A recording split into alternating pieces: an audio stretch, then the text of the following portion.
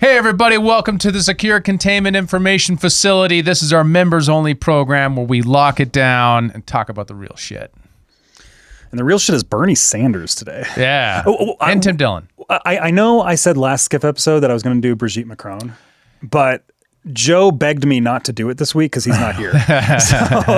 So that's going to be the next time Joe is in studio for a SCIF episode. Yeah, hopefully next week we'll get him in and we'll do... The tranny talk. The tranny talk. The tranny spy game French talk. The foo-foo French tranny talk. There we go. We're going to pull it all together on that. But today we are talking about Bernie Sanders, who came on to Flagrant. Now, Bernie and AOC have been doing all these tours, and there's been a lot of dialogue about whether or not they're astroturfed or not. Been some cell phone data, sleuthing questions there about that. Is it astroturfed? Is it real? Is there real excitement behind the left-wing candidate? Is it relatively too early in the Trump administration's time frame for that?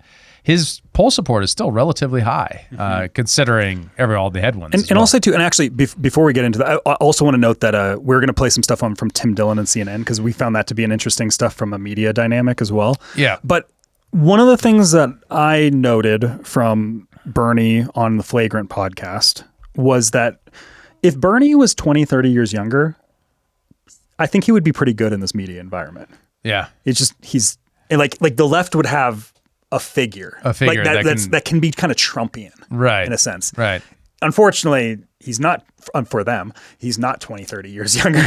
So I don't get the appeal of Bernie. I never understood why people like him so much, but I can understand is the feel of him in this interview is very casual, relaxed, and like he's in his element. I think the appeal for him is similar to the Ron Paul appeal on the right. I think he strikes a similar nerve. And we saw that. We saw that the Ron Paul supporters that went to Bernie that went to Trump. Yeah. Oh, yeah, totally. Right? Like it shows in the data. Yeah. I get that. No, I don't get that. I never understood that. I've tried. I've you're tried to too much of an ideologue. Well, it's not that. I mean, like I'm capable of putting myself in other people's shoes, though. And in my case of Bernie, I've never understood exactly what his appeal is. The same degree. If Bennett was here, we could ask him. Bennett came to us from Bernie. Yeah, exactly. I wish he was here. I wish you were here, buddy. In the sense that like his approach wasn't like a beautiful philosophy. It was, which is what drew me to Ron Paul. It's like this thing, right? It's like this. It's rebellion. It's rebellion against the resentment. Sticking it to the man that the system's trying to screw you. It's designed to screw you. That sort of thing. Which I think, in hindsight, is more so the appeal of Ron Paul than philosophy for most people. Oh yeah, sure. Right. But like that's that. Well, that's Bernie not what he led with. No, what appealed to people about Ron Paul was him being right. Him calling the financial crisis and then saying that they'll bail them out, and then they bailed them out. Him calling and standing up to the system on issues like terrorism and the global in the world empire. And saying that this is a real thing, and I'm not going to back down. I'm going to say it on the biggest stage in the world. I think it was more so. I think it was more so that he was rebelling against the status quo for most people. Yeah, I think that's true. But it wasn't. I think you could fill in the gap with a lot of different philosophies, philosophies, and Ron Paul could have captured the same attention in that way. Well, but it wasn't in the system's meant to screw you. It was that we have a beautiful constitution capable of unleashing peace and prosperity, but we refuse to go to it. And that was the message. I don't think most people in the Ron Paul era care about the Constitution. I don't think that's the case. And I think that shows with them drifting towards Bernie and Trump. And I don't think that most. Well, I mean, like I think that you cared about that side of things. I think some people are on that. Like I think like you or like guys like Dave Smith. Well, what I'm talking about when I'm talking about is the appeal, is what he says, and what he says is different in that sense. Yeah. To me, it's more so the vibe check of being this like rebel against the system in a sense, and I think Bernie and Ron Paul both hit that from the left wing angle, which is why like Jimmy Dore was a Bernie guy, but now he like flirts with right wing dissidents and stuff like that, right? Like I think that's the appeal. Like it's not about ideology or philosophy. It's just like we're sticking it to whatever the status quo. Something feels off, something feels rotten, and people are gravitating towards people that are like, hey, something's rotten. And like for some people, and they're passing blame, and there'll be different scapegoats, and some of those scapegoats might be true, some of those scapegoats might be false. I tend to think that Bernie's scapegoats are false, but like Ron Paul was much more closer to accurate than any of these other rebellious figures. Right. It's like, and that's why I think, people stayed with libertarianism, because like a lot of people did inundate themselves, so like they did fall for the philosophy, but like the initial appeal and the attraction necessarily was rebellion against the status quo and whatever that thing was. Like it actually, I think, fueled by resentment. Yeah. Like there's Some a of it being that resentment, way. Yeah. resentment thing. Well, Some people stayed and they kind of shedded off the resentment and they became ideologues of a particular philosophy. But like the resentment, I think, was one of the biggest fuels. And that's why people would move between Ron Paul, Bernie, and then Trump is the resentment philosophy, or at least the resentment attitude that will oftentimes inform more so than what your ideas are. And I don't even mean that in like a negative sense. Like it's just like there are things to have gripes about, and there are problems with the elite structures and things like that. Like we have bad elites. Yeah. And like I think that it is reasonable for people to be like, what the hell is going on and stuff, like, and to kind of fuel that nerve, right? Right. Well, up until the point where it becomes an incestuous philosophy of envy, right? Yeah. Where you're actually don't care about the facts. That's the shadow side of it. Yeah, right? Exactly. Yeah. So let's dig into it. So he was on, and here's him talking about Trump culture and the American dream. Is interested in himself and more money. And almost what bothers me is that is the kind of culture that we advertise to young people. This is the world. If you lie and you cheat and you steal, you too someday can be a multi-billionaire. Is that where we want to go as a nation? And what's the alternative? I think the most important question is, what do we want as Americans? And I think it is hard I think the way that we teach it in school is that people came here for freedom. And I think if we were being more honest, I think people came here for money. And I think it was freedom from a lack of opportunity. There was freedom from oppression. Otherwise, my mother is an immigrant. But I think... Where'd your mom come from? Scotland. So, she didn't have maybe a lot of opportunity. Stopped going to school at 15 years old, came here to America, she started a dance school, and she had immense success here, teaching dance lessons in New York City. Who would have thought?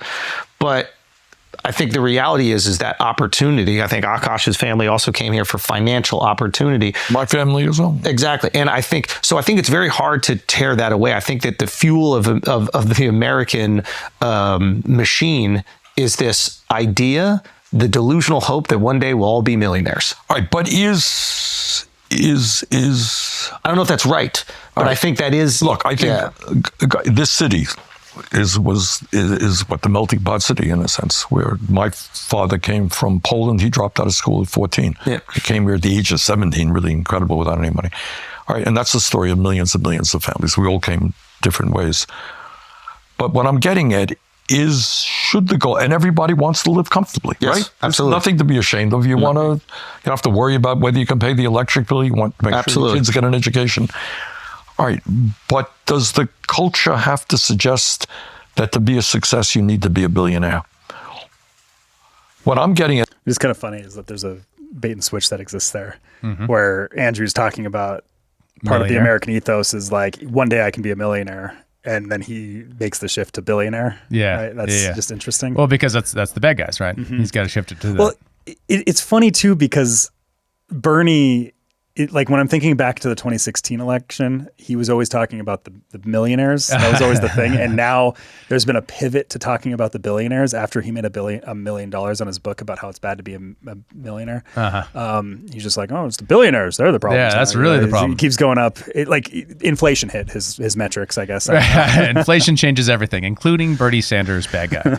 Well, actually, let's stop there for a minute and kind of talk about it. So Trump is a liar, a cheater, and a thief. True. And that is really the problem with our culture, is that we venerate that. Is that true? Is he just a different breed of the oligarchs of the past, or is there something different going on here?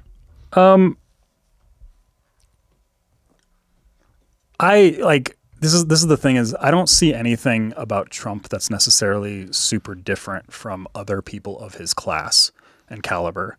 Like going up, like he's a New York real estate guy. Like he's going to be a bully in negotiations and things like that. Like he's going to push his weight around to get what he wants and use the game as it exists. And like for a lot of billionaires, it's like, I almost view it as don't hate the player, hate the game.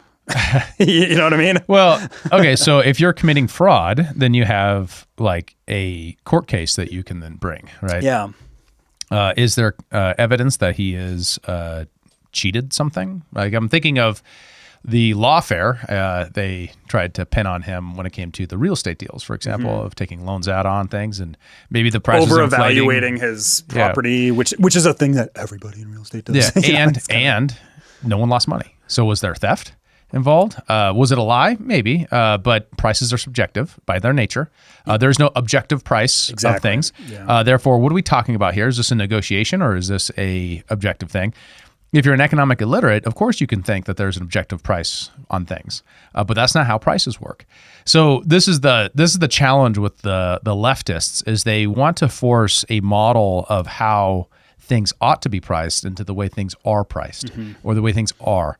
And like the same thing with the spacing his name now, the comedian who just talked, Schultz. Schultz is freedom or money, right? When you're talking about economic opportunity, you're talking about a downstream function of freedom, right? It kind of demonstrates the leftist mind, right?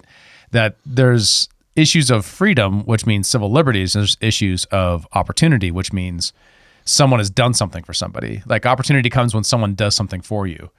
But the scenario that they're describing is how people are, with minimal barriers, able to enter the marketplace and produce value for other people and then be rewarded for it.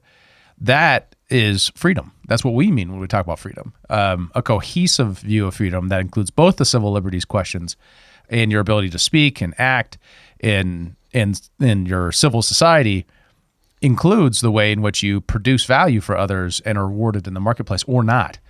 And the thing that makes America what it is the strong property and economic rights that allow people to do that. And so when people came here for freedom, yeah, sometimes it was religious, freedom.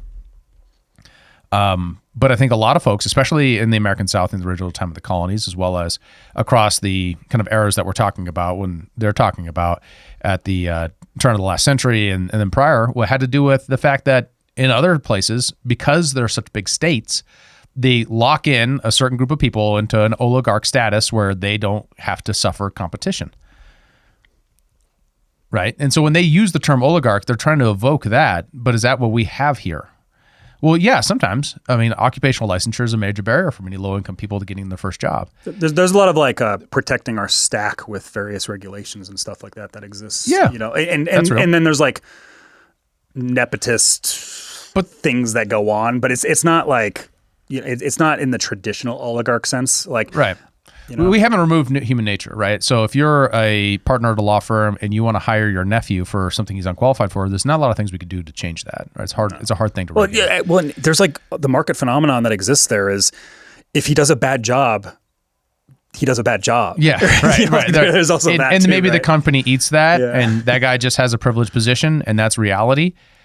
But at least you can go to another law firm if you don't like that law firm, right? Yeah. We don't give a government monopoly to the law firm. And the trick is that the leftists are How many law firms do you need?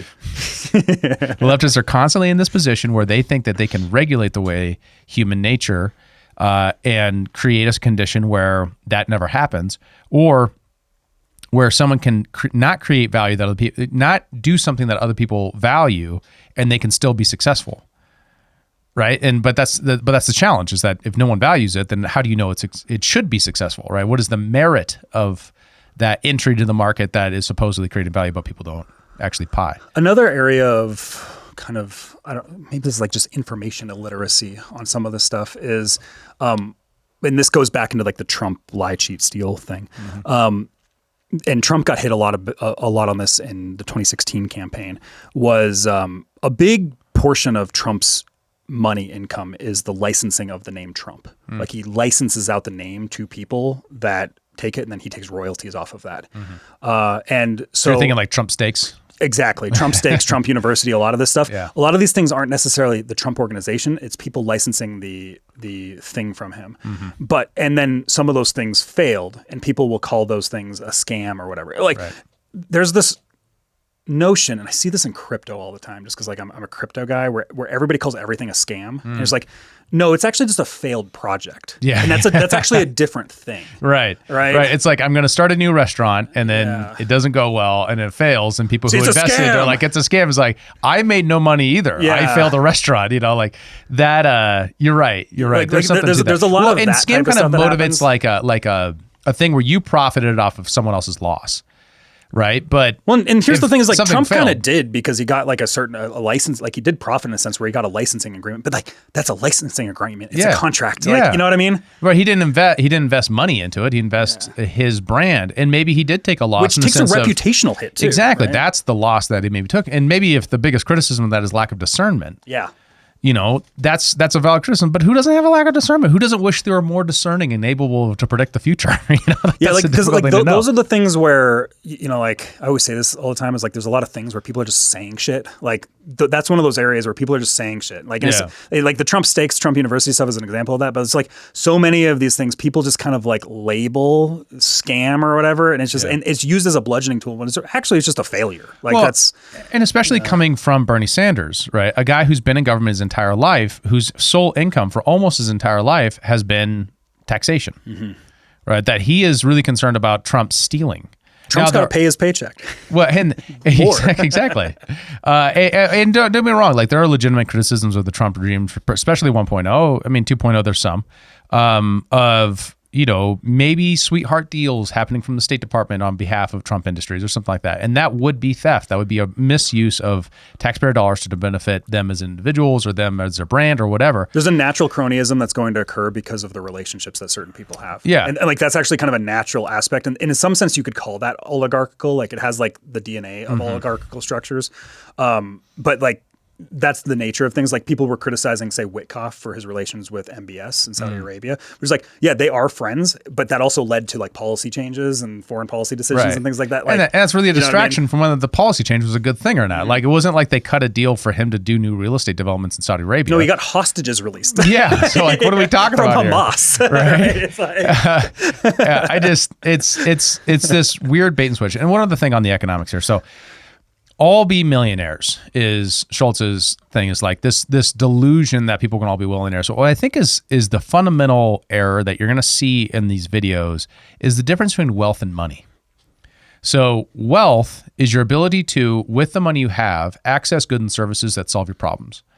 In low wealth countries, you could have people with lots of literally nominations of a unit of currency, but can't get access to the things that solve their problems. So think of Weimar Republic Germany. Wheelbarrows of cash to buy a loaf of bread. You have lots of money, but you can't solve the problem. So money is a proximal value signal. It isn't a thing that actually is the thing that actually gets you access to goods and services. That happens in production. So the question is, if we make it harder to produce things, do we become wealthier or less wealthy? Right? It's your access to goods and services. And here's another like economic lesson type way to think about this that I think can kind of touch the intuitive nature of it. Who is wealthier, Kyle? The homeless person in a major city, or someone living in the woods with no one else around them within tens of miles? it's a matter of perspective. I don't mean Like wealthy in a in terms of sense. spirit. I mean ability to solve their problems, right? Yeah. I mean the technical definition of wealth. I don't mean Well, like in some sense, I also still think that it's a matter of like it's actually kind of a complicated question because like the homeless person does still probably have access to shelter via homeless shelters or whatever. A lot of homeless people still have like smartphones and things like that, Yep. which gives a certain leg up. So like there's that aspect, you know, is yeah, probably- as opposed to the person who has to literally go find game, find food, cultivate it themselves, actually commit more labor to do so. I think it's, in a sense, it is complicated, right? If you have a more spiritual sense of wealth, but if what you're talking about is just the economic sense of wealth is your ability to solve a problem you have. Of course, the person in the city has far more access, is far more wealthy in the sense that they need food, they can more easily get it with less hours spent, less time worked to do so. If they need shelter, they can do so easier. They can lay down underneath someone else's, much more better built shelter, not underneath a tree, which is not good shelter if you've ever actually been caught in a snowstorm. You would much rather be in the stoop of someone else's building than you would underneath a tree. That is what I mean by wealth. And so your ability to get to wealth is what people are really shooting for. I think that's correct. That's the right insight, but it's not necessarily the amount of money that you make.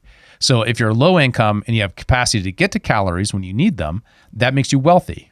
If you're low income and no matter what you can do, you can't get to that calorie that you can, to stay alive food wise, you are unwealthy.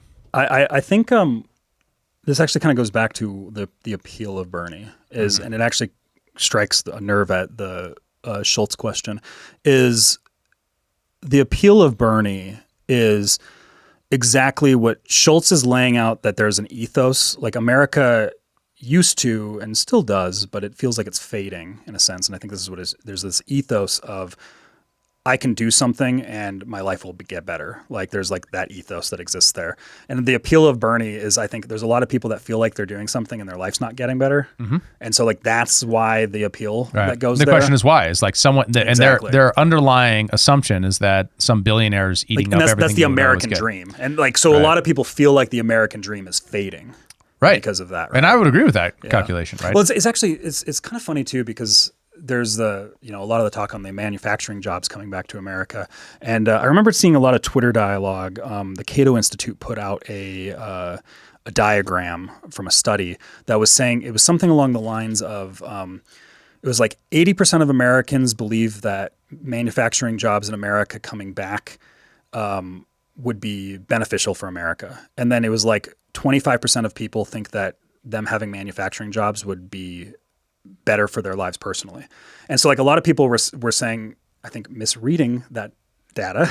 A lot of people were saying like, oh, see, everybody has this fantasy that manufacturing should come back, but actually only 25 people want those jobs. But it's like, no, 25 people want those jobs. 25% of people, which is like a big number. That's a quarter of the population. It's like, there's like a quarter of the population that thinks that them being able to do manual labor in a factory would be net beneficial for them, which that in itself is like a story to me. But like people were misreading it. It's just like they like that's like this fantasy that like, oh, people don't even want the jobs. It's like, no, 25%. What is the percent of the right amount? From the capitalist perspective, like the free market perspective, what you would anticipate is that people with a certain set of skills that are best maximized in a manufacturing, industry. The question is, why are those jobs gone?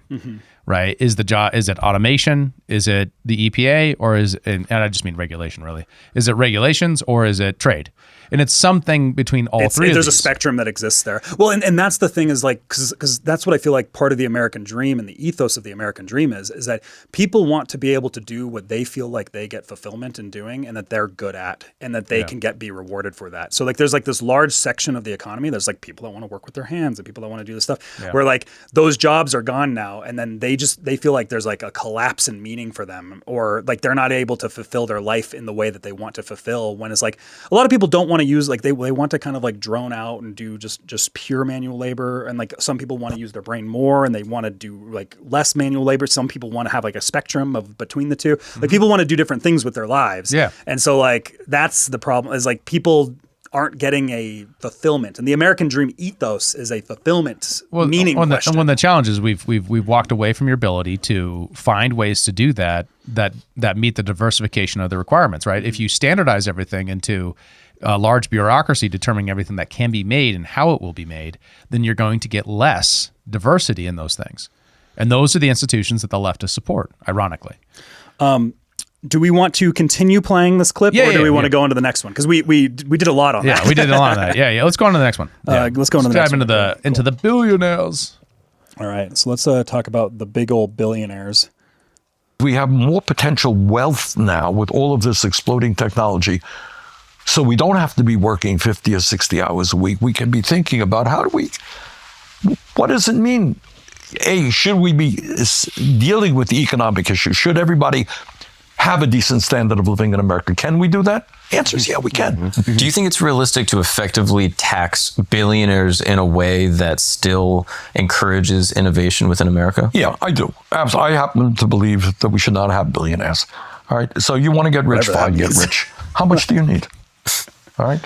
Yeah. So I would have a very steep tax. $999 million. Something like that. You want $1 billion? All right, maybe 900 million.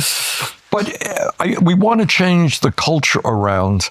I talked to Bill Gates. Did an interview with him on Netflix, and I said, Bill, you're worth $1 zillion. Were you motivated as a young man with the dream that you become a zillion? He said, no. He said, I love computer programming. That's what I loved. Right. That was his passion. Then he ended up making huge amounts of money. So, I don't begrudge people making a lot of money, but I think should be a limit to how much you make. And also, and then getting back to economics, is we're looking at a nation today not only with massive income and wealth inequality, but incredible concentration of ownership. Want to hear a fact? Yeah. You got 3 Wall Street investment firms, BlackRock, State Street, and Vanguard, Yeah. who combined are the major stockholders in 95% of the corporations in America. Go look at your favorite corporation, see who owns it. It'll be one of those. Who's the major stockholder? They'll be there. What do you think about that? That's power. All right. So, why does wealth create? Why does technology create wealth? Oh, it satisfies people's needs. Yeah. Like the reason why people are getting money is because they're contributing to people's lives in some meaningful fashion. Like Steve Jobs made a lot of money because smartphones were a very important piece of human innovation. Yeah, right? that did things for people that they wanted. Right? They looked at it like you can't live life without one now, kind of a thing, right? Yeah. That's why he made so much money, right? So Same with Bill Gates. he doesn't ask the question, where does the technology come from? Right? He just assumes like technology is just a thing that happens, as if there's no capital structure that actually creates the technology, right? Because in order to have the iPhone, you both need to have this capital structure for people to have the idea, but also the capital structure in order to create the facilities to then create the iPhone. Now, what do we mean when we say that we have all this technology? Why can't we just have wealth? Well, the abundance you're looking for is the abundance of, you're saying to live comfortably is still a thing where you still have an electricity bill, right? And you still have rent and a mortgage. So how do you arrange a situation where people can maximize their ability to pay those things? By serving other people within their economy, within their culture and their society. And that seems to be a place of maximum freedom, not maximum regulation. Maximum regulation is I have a narrow pathway where I'm being taken care of, but that means I don't get to recognize or realize my potential and maximize my returns, my goals by working really hard and actually achieving the American dream. Because American dream was not you get here, you come here and everything's just given to you. It's that you're going to work really hard, and because there's no barriers in your way, the best people are going to, find ways to serve other people and become wealthier in that process. Not this subtle switch, which is like you should just be able to be successful, or we should have a minimum that it's a wealth transfer that's going to make the bottom more successful, when we've been experimenting with that, and what it seems to do is be massively demotivating. Right? I mean, it's not, and what he might be right about is that the very wealthy people, the most successful people, aren't super demotivated by a marginally higher tax rate, but they will try to avoid it, right? Hence why his, we shouldn't have billionaires thing is ridiculous, right? Because it's like, what does it even mean? Like, you just put a cap on how much money, like any money above $1 billion becomes, or 999 million. Yeah. Like just all of a sudden that's now the government's money. Right. I mean, think about it. Like how many people, and you're not talking about income, you're talking about your assets, right? Well, and that's the even other more thing. so. That means like at some point you're like, too. I can't buy something because then it would make me a billionaire, right? Well, that's the problem with all because we've had the Democrats pushing for unrealized gains tax all the time.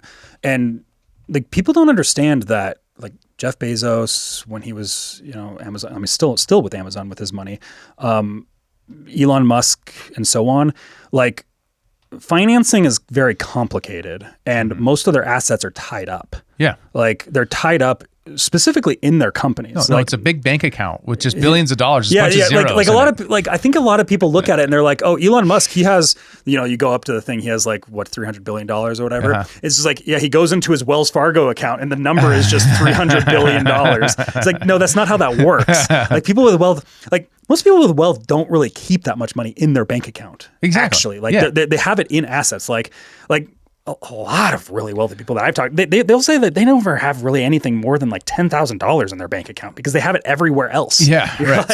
So this is where over-financialization and inequality come from. Like the worst forms of this, where you're talking about State Street, Blackguard, Vanguard, and whatever. Those firms benefit from the financialization of everything because we have an inflationary environment that rewards that of just hanging on to assets. Well, rather than a money environment that's determined by the marketplace, where you're going to have inflationary periods and deflationary periods depending upon production and people's preferences on savings and consumption. Instead, we have an artificial market with a government cartel bank on top that does this, that Bernie will not talk about, will not hold to account. Will focus on Blanchard, but not focus on the 12 banks that run the Federal Reserve System. They will just sit there and say, well, this over-financialization just happens because of capitalism. It's like, no. You created this in 1930. Your idea said, not you personally. And then we live in the legacy. I don't know of how this. old Bernie is. Not that old. He's pretty old, but not that old. But you see what I mean? Like they've created the conditions in which these organizations who are closest to the financial market controllers can benefit from inflation, encourage inflation, and then ride the wave when the rest of us are stuck behind, especially if you're working a day job.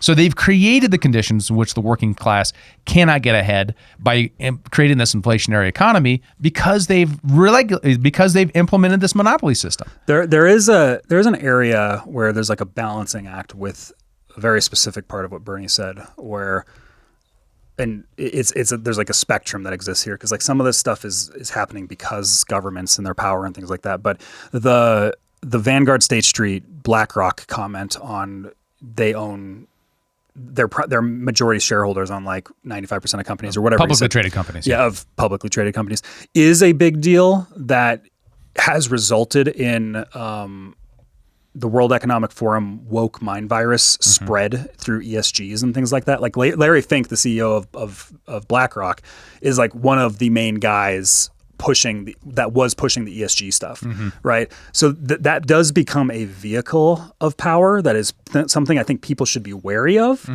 And then that thing influences government policy. Like that's how you get green energy spending bills and stuff to an extreme degree, because it sets up the incentive for the marketplace on the global economy at large, which there's just like an interesting dynamic that exists there. And those are incredibly capitalized, very large corporations. But out of the 27 million businesses in the United States, how many are publicly traded?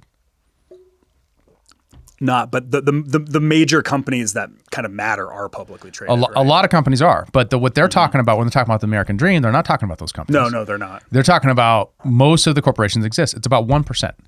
1% are that. So when he says that 95% are owned by these big three firms, it's like, yeah, because they've benefited from a system that says, hey, do you want to take out a loan to gamble on the stock market? Yeah.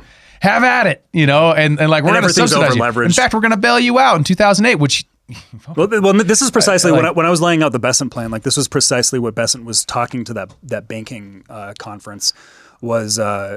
You guys got to deleverage because we're not bailing you out this time, kind of a thing. Because like a lot of people, there's like the economy is so over leveraged, and like the stock market, Wall Street is so over leveraged because they kind of just expect if things go wrong, we get bailouts. And I don't even know if the administration can not bail them out because Dodd-Frank, something that he supported, which is to end the business cycle by legislation, and that's not how that works. And it creates an automatic federal bailout of systemically risky asset holders. Well, that's so you like, and he doesn't talk about that because he supported Dodd-Frank. They voted to make this thing permanent. He voted against the bailouts. Good job, Bernie. Well done. But then he voted for Dodd-Frank, which incorporated the bailouts into federal policy forever.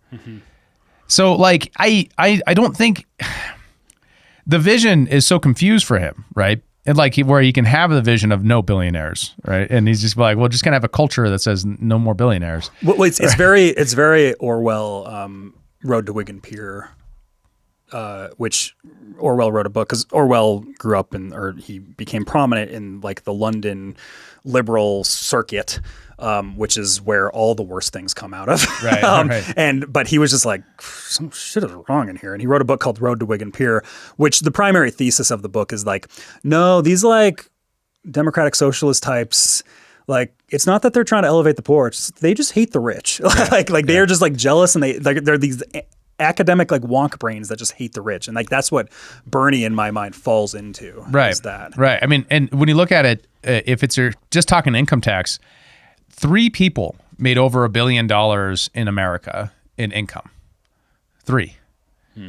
Everyone else, about 9 out of 25 of the wealthiest people in America made over 500 million. So this is where it becomes a distraction, right? Because if you go to the U.S. facts on taxes thing real quick, so people have this impression that like these people, there's just all this latent amount of capital that's just sitting around for them to tax. Not being liquid in the economy or something. Yeah, exactly. Yeah. Not tied up in assets. So the federal revenue in 2025 is 4.7 trillion, and out of that was paid out of individual income taxes is 2 trillion, payroll taxes 1.6.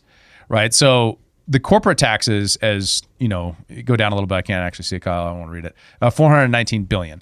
So each one of these, and if you go down a little further, it shows the total amount of, when you're talking about income taxes, what people pay.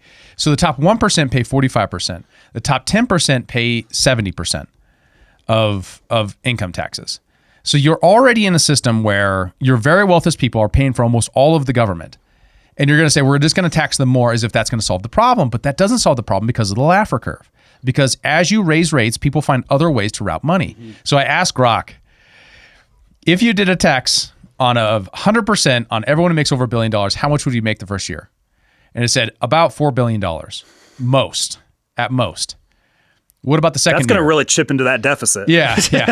What about the second year? Between 0 and $2 billion. Mm-hmm. Why? Because people respond to the incentives that you have. So what it means is all that money's going to go away. So like it's a liquidity suck out of the entire economy. Right. Like you're sucking up all the available liquidity for the future. Like that's what you're doing by just doing these massive taxes. And that's what reveals the scam that is Bernie. Sorry, leftists, but the scam that is him is it's not a solution. It isn't a real thing that there's just all these people with all this liquid money sitting around for you to steal and use. And even after you implement that program, all that goes away. It's disappeared forever. No one's going to do that anymore. That's the important thing to note is like most of that money is disappeared forever. Some of it kind of reincorporates back into the economy, but like it is a wealth suck out of the system that, because like liquidity is the lifeblood. It is like literally like the blood vessels of the economy. And so when you're just taking that money out of these businesses that are creating things, that are producing value, that are kind of growing the pie of the economy as a whole, and you're just taking that out and there's like, oh, we're just going to consume it on this tax thing here or there or whatever. Like the entire thing shrinks from that. Like it sucks out the blood, like the actual life force. Right. And so I get it. What I'm hearing in my head right now as we're talking is like there's a leftist who's like, but Donald Trump isn't better, like, or Donald Trump is going to give these guys a benefit or a break, as if that money is just going to go into a savings account once again. Mm-hmm. But that's not probably what's going to happen. What's probably going to happen is if you reduce individual income taxes on your average person, they're going to use it for a wide range of things that solve their problems. And the thing about the government is they're not solving your problems. They don't care about your problems. They're not doing anything to benefit you. The federal government is using your money to bomb the Houthis. Right? It's like that's what they're using your money to do. They're using it just on boondoggles like the F-35 Raptor. They're using it to re-up our ammunition after we gave away a bunch of ammunition to Ukraine. They're not going to use it to fix the water in Flint, Michigan. Why? Because that's a municipal water system that the federal government is not responsible for. So you're not solving that problem there. That's actually a big thing too, and maybe something that would have been worth saying on the Big Beautiful Bill commentary on the spending increases on the military stuff is that's kind of like fake GDP growth, because like, you know, like certain GDP growth kind of like expands the pie of the entire economy, where like most military spending is like you put it into the numbers of gross domestic product of it going up, but it's like not improving things. Like it's not making the economy better, right? Yes. Like it's not like this company builds this thing, which helps this company do this thing, which helps this company do this thing, which pays all these people. And like it's not that. That creates a product that someone uses to solve a problem. But if you build a Raptor that cannot fly when it's raining, nobody cares. No one, that solves no one's problem. Not even the military's problem. All right? It doesn't even solve their problem, exactly. Which is we need to bomb more people. Or have a aircraft, a next generation aircraft that can fly. Right. You know? Do you remember the one that went missing? Remember when we reported on that? We were like, what happened to it? No one knew. It's just gone. Because in order for the expansionary value of military products is like, you have to expect that the mission successful results in some sort of wealth gain from that country because of like the resources gained or a deal that is struck or something like that's where you have to kind of and you can't really calculate that. Yeah, it's like right. but Well, like that would be like the argument for those being contributory towards like gross domestic product. Right, and that's only looking at Homo economicus. And then you'd be like, but the foreign policy killed 1 million people in the Middle East, actually, and probably was going to create generational terrorism, which hurts the global economy. Yeah, and causes future problems because of like terrorist issues that emerge from it because 100%. Of radical groups and things. And that's what politics is for, is to negotiate those trade-offs in theory, but we don't do that. We're nowhere close to that. The oligarchs I'm far more concerned about are in the House and the Senate, not the presidency, but he still has a lot of problems with that, of course, and we won't go into that one. He thinks that's all just billionaires up there that are causing the problems when these are problems that have been going on for decades, Bernie, and I don't see how, if you're a Bernie supporter, you're not being like, what are you talking about? Well, that is the thing, too, is like I was talking about what the appeal of Bernie was, and Bernie has lost a lot of that appeal over the years. And I think some of it really started with, in 2016, him just endorsing Hillary Clinton. And they talked about that. And I thought this moment was actually really insightful for where the Democrats are at now and how are they going to reconcile these things. The problem I think a lot of voters had is like, they didn't even know if it was her. We didn't even know if Biden was president. We didn't even know if these were her talking points. And we felt that over the last 4 elections, Democrats, we felt that we didn't have a say on who could be president. We talk a lot about the Republicans being autocrats and oligarchs and taking over democracy, but from the Democrat perspective, and I'm a lifelong Democrat, I felt like the Democratic Party completely removed the democratic process from its constituents. And I think they need to have some accountability of that. No argument here. I donated for you. I mean, I wanted you to, like, 2016, I was like, this is going to happen. This guy's going to do it. And it felt like they stole it from me. And I'll be honest, it broke my heart when you supported them. Look, but you have, in the world that I live in, you got a choice. And I mean, a lot of people, including my wife, agree with you. But, you know, you're down to a choice. Is it going to be Hillary Clinton or is it going to be Donald Trump? Not a great choice. But it ended up being him anyway, so why don't we burn it down? Well, because it's easy to say burning it down means that children are not going to have, you know, food to eat, that the schools will deteriorate, people will not have health care. I got it. And I'm an elected official. I got to represent the people. That's fair. And I can't turn my back on. But then could we not also say, if ostensibly there hasn't been a fair primary for the Democrats since 2008, are they not also a threat to democracy? Yes. We often hear... Fair enough. That is, yeah, I'm not going to argue with that point. Bernie had nothing like, because you know, like, you can't say too much on that, but like, Bernie knows it was rigged against him, right? Show me the gun, Bernie. Show me the gun. Where is it? Where do they got you, buddy? Because like he's like, well, you know, he's like, what am I going to say here?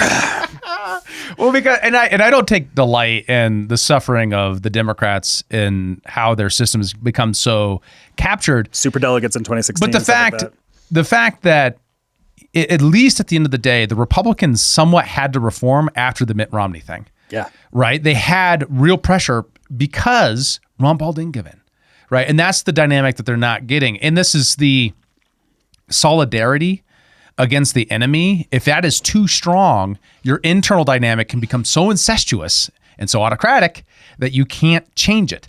And so if you have to downrank your solidarity against the enemy in order to solve your shit internally, and that's what the Democrats just can't seem to do. Well, that's because the thing about the right is in 2016, we saw an actual power transfer occur within the Republican Party. Mm-hmm. Like, you know, like there's still factions that are remain and neocons, you know, like all that stuff, but like the old way to a new way. And also just even since then, there's like robust discussion and debate that happens across the entire tent of the Republican Party. And it happens publicly. Like it happens publicly on Twitter, you know, it's like a thing where we see like the full Overton window of what the Republican Party is. And you know, there's not really a whole lot of trying to stifle that. Like we have some of like this woke right stuff of like putting standards on your podcast. But then everyone just rebels, right? It gets worse. Yeah, like, and that's exactly it. Is like it's actually quite reasonably to say like the Republicans have a free market of ideas within their party. Well, where the Democrat is like any dissent, it's just like squashed. you have Gavin Newsom with his podcast trying to start a thing where it's just like, we can have discussions too. Right. You know, like there's some of that that goes on. And you have but- Bernie going on to Flagrant, right? I mean, you have this like, and I take this as like a signal of the Democrats trying to get serious about engaging in new media. But the challenge is that the traditional media so set the table with them for such a long time that they're struggling to do that. And it's coming around both directions, right? Where the CNN's trying to kind of do stuff similar to podcasts, maybe, and doing an actual long form interview of sorts. Well, but they can't even really do it because they're still stuck in their framework, right? It's super awkward. Well, and maybe let's use this as a moment to transition. We'll talk a little bit about the Tim Dillon stuff. Yeah. Because I thought the Tim Dillon CNN interview highlighted a lot of this like new way media is happening. Yeah. And actually, I want to, before we even play a clip on that, I want to play from Tim's appearance like a month ago on Joe Rogan, because I thought, because Tim was talking about the he was, as I just like lost my place in my notes. Tim was talking about the interview like a month ago. Yeah. And how CNN didn't want to put out the full thing, and Tim's just like, guys, just put the full hour out. You're like, and like the woman that interviewed him had to like fight CNN to put the entire thing out on their YouTube page, and you're just like, their unwillingness to adapt to the new formats is like they want to cut it up, and it's like, no, we'll do 5 minutes of the hour and 10-minute interview. It's just like, and it's like one of the most popular things on their YouTube page. Of course it is. Interview. It's got like 1 million views. It's like, Yeah, because it actually approaches the format. It's so funny because we're so obsessed with, we got to keep everything tight and got to keep everything short, when the best thing you could do is sit down for an hour to talk to somebody. Yeah, and I found this to be kind of funny as Tim talking about it, and then I'll play one clip after from the interview itself. I did a CNN interview for an hour because I'm promoting my special, and then my God, did you really? Yeah, and they asked me. Who did you talk to? This girl, Elle Reeves. Was she cool? Elle, she was cool. She does all the, you know, when you see the Vice documentaries where she talks to the Nazis and the incels? Oh, Jesus, she does It was that chick, and they sent her in. Oh, that's a good move I for was them. like, this is hilarious. So I'm sitting there, and she sits down, she's like, are there any left-wing comedians? And I named 10 of them that are all in arenas. And she goes, oh, because their whole thing now is that podcasters are the most powerful people in the world. And she goes, do you think you're friends of the new establishment? I said, well, there's 22 intelligence agencies, an entire legacy media. There's lots of Ivy League schools. There's this, there's that. Do I think Theo Von's the new establishment? No. I don't think so. I think you ran a really unpopular candidate. I don't think Americans like child sex changes. And I don't think they want an open border. And I think if you'd, co-opted some of those issues, you might have won. They said to me at CNN, they're like, we're editing the interview. I said, put the hour out. I sat there for an hour and we had a nice conversation, but we talked for 1 hour and I was like, put it out. I'm like, I understand if you can't put it out. And then she goes like this, she goes, I can't believe you'd show up. People have said that they can't come on here because Joe Rogan would get mad at them. I said, that's absolutely ridiculous. Why would I said, he doesn't care. He would never care. I said, oh, that's so silly. It's the silliest thing ever. They think we're at war. I just said, put out the thing, put out the hour online. If you can only put out a few minutes on network, fine. But it's wrong to have someone come in and talk for an hour. Right. And then not use 3 minutes. And then use 5 minutes. Yeah. It's So fucked up. how much did they use? We don't know yet. They haven't put it out. And did they say we can't put the whole hour out? I texted this journalist and she texted me. She goes, I'm pushing for like a long form release. I go, yeah, man, just put out the interview. So do you guys want ratings or no? Yeah, we had. But yeah, so like that's the dynamic at play with this. And that episode was like a month ago. So Yeah. this came out this week. And I listened to the whole thing, and he's right. There is like this weird thing where she's walking in with these assumptions that he is just incredulous about, and it is hilarious to watch those things play out in real time because she has this New York liberal vibe that is so strong when it comes against like someone who's actually in the industry. She's like, I talked to a couple comedians and they said that you are like this, that Joe Rogan's this gatekeeper and you're these things and you're all right wing. And he was like, yeah, you talk to Brooklyn comedians who are, not engaged on the level that I am at. My tier, we just talk to everybody we can because we're making content. Yeah. That's what content's made out of. And you guys just won't And then CNN has all this content that they could do to increase their legitimacy amongst that audience, and they refuse to release it for an entire month. For a month, yeah. That's the crazy thing about this is exactly that, and it's also like, okay, the media establishment is okay. Theo Vaughn, I think like he's very right wing coded, but like we just played like one of those is Andrew Schultz in the Flagrant podcast, who's like they're saying like we as Democrats, we as like. These are left wing people that you lost. Yeah. Right. Joe Rogan was a former Bernie supporter and then went and endorsed Trump.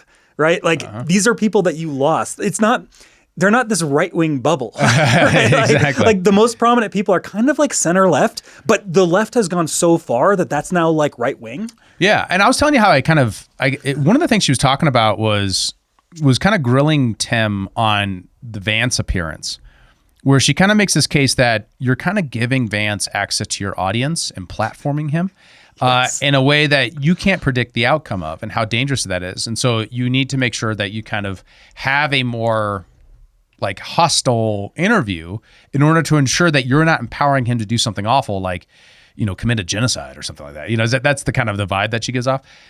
And, in the past 2 years, I've kind of always approached this kind of old media criticism of the new media as you guys just don't get it. You're just not doing the thing that everyone else is doing. You just can't seem to catch the vibe. Mm-hmm. But when I was watching Bernie Sanders on Flagrant, I started to understand what she was talking about, because the way they just take all of his assumptions and this is me just as a listener, my listening experience was, well, can you ask him about that? Because he's kind of like making this kind of crazy assumption. Because if we do that, you just said, I believe we can. To the question of like, where does our capital structure come from if we eliminate all the wealthiest people?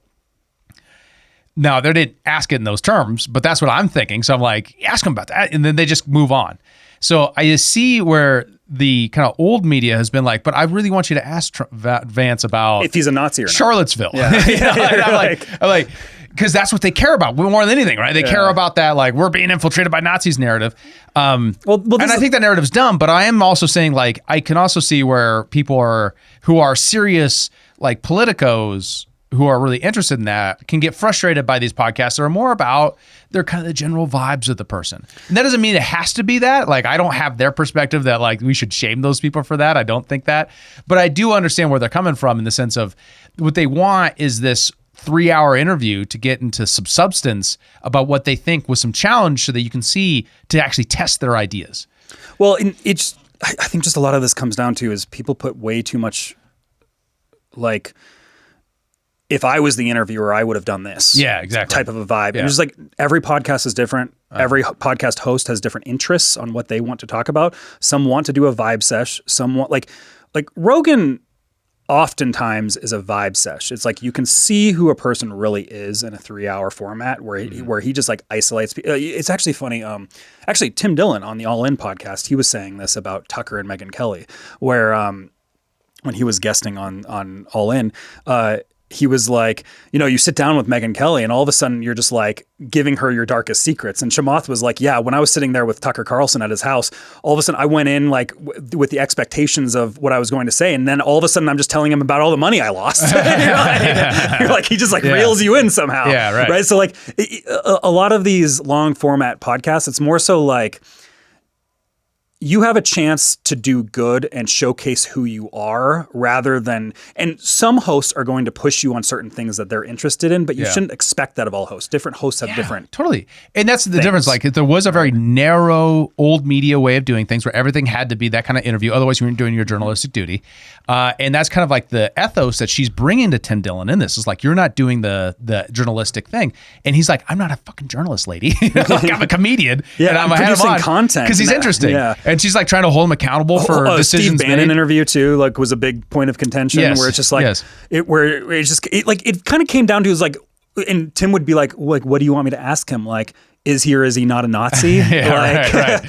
Well, and that's also the torturousness. It's like he's like an interesting figure. Yeah, and I want to hear what he has to say. And like some things I agree with, some things I don't agree with. Well, I mean, what was so confusing was she was a little like, but he's not actually anti-war.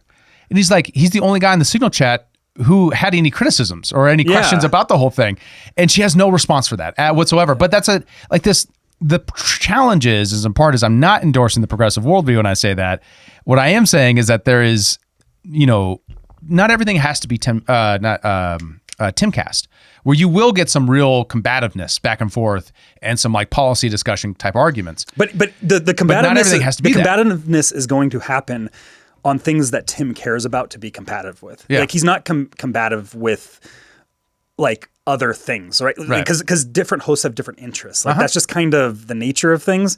Like I made this point, we were talking about this beforehand, but like oftentimes people will criticize guys like Matt Walsh, who's just like the social conservative, and that's what he came up with. Like before he was a commentator, he was a blogger talking about social conservative values, and then he came up and like that, and then he wrote it like he did the What Is a Woman documentary and stuff like that's his ethos and the things that he cares about. And then people are constantly trying to like pull him in to talk about things like foreign policy. Yeah, it's like the dude doesn't want to talk about foreign policy, but like he gets into these points where he feels like he has to, and it's like maybe he should just do like I don't really care about that issue, I don't want to vibe. But even when he says I don't care about that issue, people get mad. It's like you have to care about that issue. Yeah, right. It's like different people have different interests. You shouldn't you shouldn't expect us on our podcast to like have a complete worldview on every single, even though we are kind of a generalist podcast on politics. Like you have different interests, I have different interests, Joe has different interests, and we kind of try to specialize in our own fields in a sense for the sake of the podcast. But it's like, if you want one of us to talk about things that we just don't really have an interest in, it's going to be bland. It's not going to be like,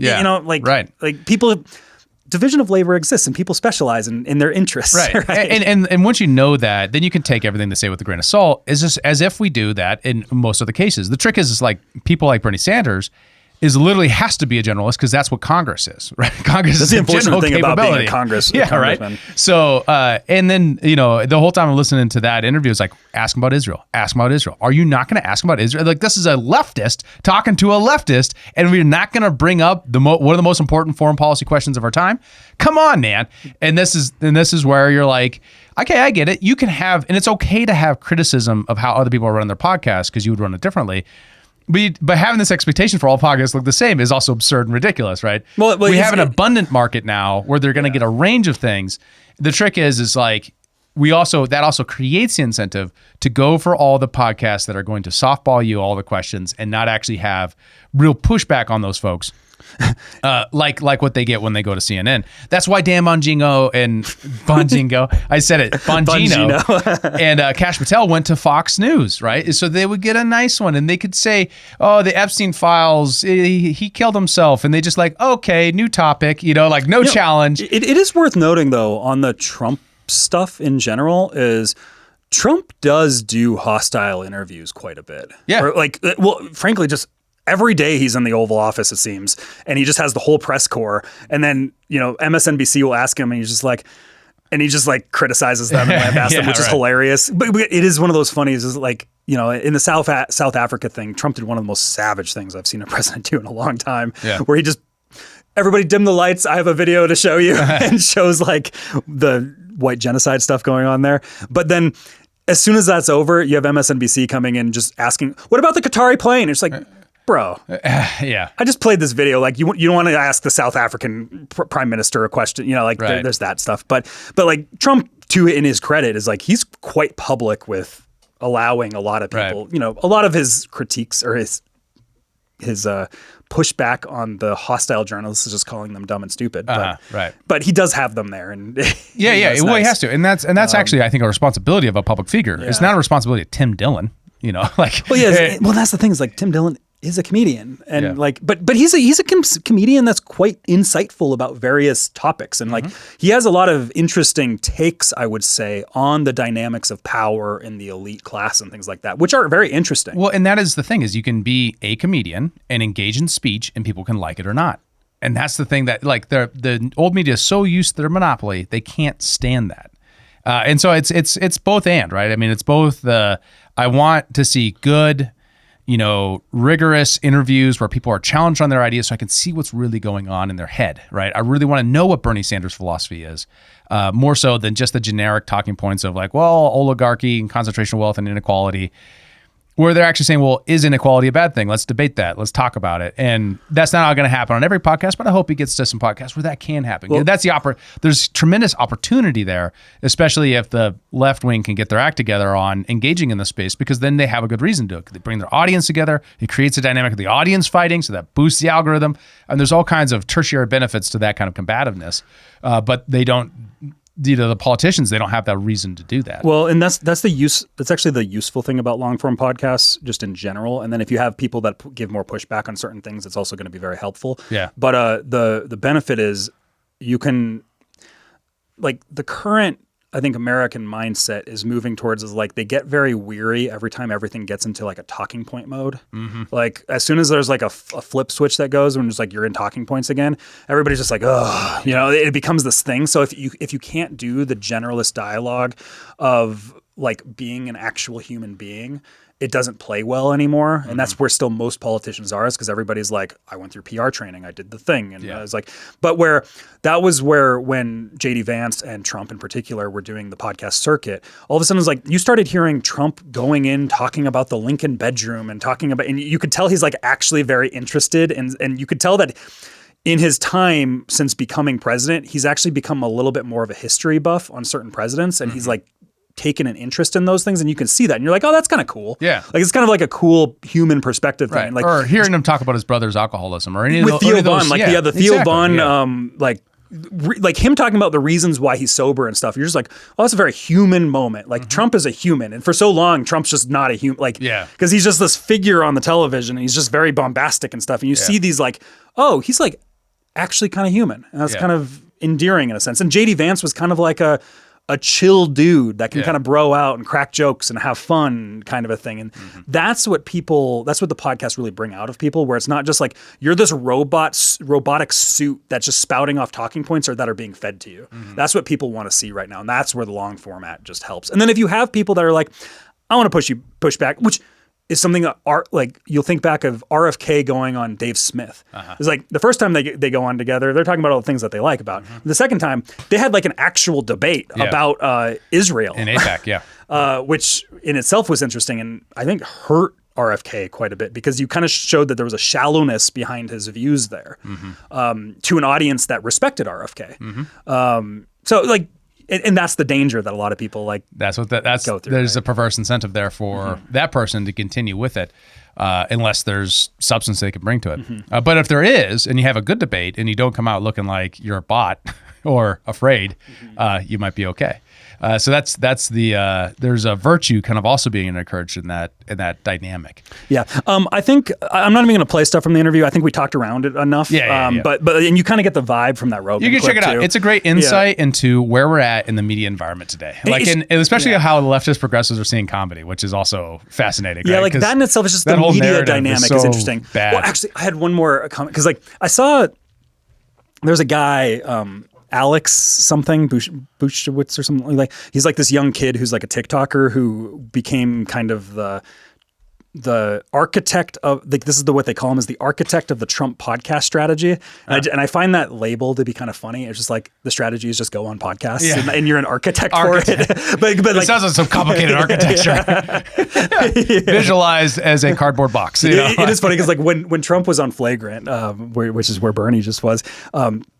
He's like, oh yeah, there's a TikTok Jack is what I call him. he's like goes to the thing. It's like this young kid that is like influential with these people, and he's kind of gotten in, and he's like the guy that arranges all this stuff. But I think it shows that in the future, all the future elections, especially for presidency, like it probably less so on the congressional side, but like probably be a big benefit if you can be a famous like AOC levels of fame or Bernie Sanders levels of fame or whatever.